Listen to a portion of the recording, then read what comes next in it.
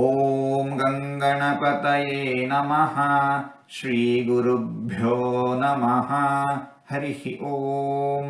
ನಮಸ್ಕಾರ.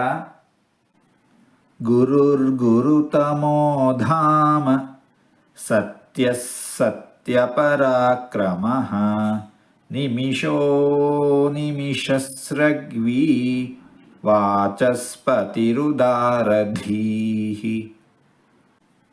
ಗುರುರ್ಗುರುತಮೋ ಧಾಮ ಸತ್ಯಃ ಸತ್ಯಪರಾಕ್ರಮಃ ನಿಮಿಷೋ ನಿಮಿಷಸ್ರಗ್ವೀ ವಾಚಸ್ಪತಿರುದಾರಧೀಃ. ಗುರುರ್ಗುರುತಮೋ ಧಾಮ ಸತ್ಯಃ ಸತ್ಯಪರಾಕ್ರಮಃ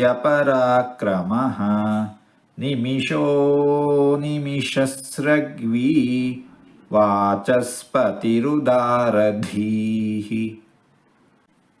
ಗುರುರ್ಗುರುತಮೋ ಧಾಮ ಸತ್ಯಃ ಸತ್ಯಪರಾಕ್ರಮಃ ನಿಮಿಷೋ ನಿಮಿಷಸ್ರಗ್ವೀ ವಾಚಸ್ಪತಿರುದಾರಧೀಃ.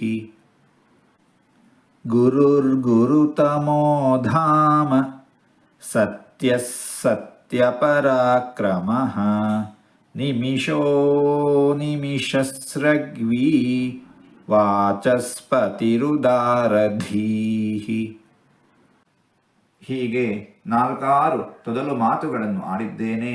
ಇದರಲ್ಲಿ ಏನಾದರೂ ತಪ್ಪುಗಳು ಇದ್ದರೆ ಆ ತಪ್ಪುಗಳನ್ನು ಬಿಟ್ಟು ಒಳ್ಳೆಯದು ಅಂತ ಏನಾದರೂ ಇದ್ದರೆ ಆ ಒಳ್ಳೆಯದನ್ನು ಮಾತ್ರ ಸ್ವೀಕರಿಸಬೇಕು ಅಂತ ಹೇಳಿ ಪ್ರಾರ್ಥನೆ.